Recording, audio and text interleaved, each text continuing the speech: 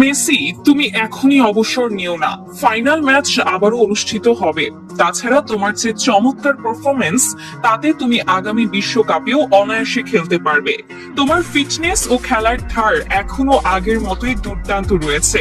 এবার সেই বিতর্কিত ফাইনাল ম্যাচটি নতুন করে পুনরায় আয়োজনের দাবি তুলে ফিফার বিরুদ্ধে জোরদার আন্দোলনে নামছেন আর্জেন্টিনার ফুটবলাররা।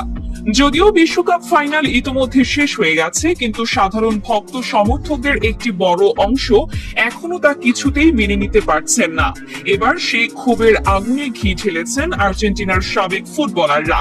তারা এই সাজানো ও পাতানো ফাইনাল নিয়ে প্রকাশ্যে মুখ খুলতে শুরু করেছেন।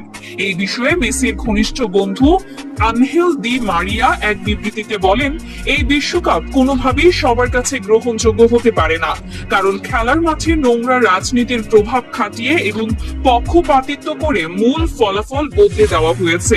আমরা চাই নিরপেক্ষ একটি ভেন্যুতে সম্পূর্ণ নিরপেক্ষ একজন রেফারির পরিচালনায় এই ফাইনাল ম্যাচটি আবারও নতুন করে আয়োজন করা হোক।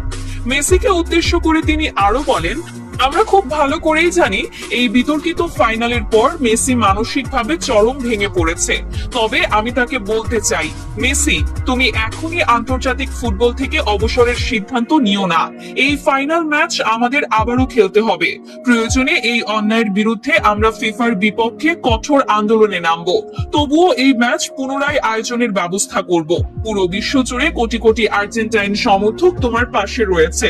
তুমি নিজেকে আবারও সেই ফাইনালের জন্য প্রস্তুত রাখো। পুরো টুর্নামেন্ট জুড়ে তুমি যেভাবে খেলেছো, তাতে স্পষ্টভাবে প্রমাণিত হয় যে তোমার শারীরিক ফিটনেস এখনো অসাধারণ পর্যায়ে আছে।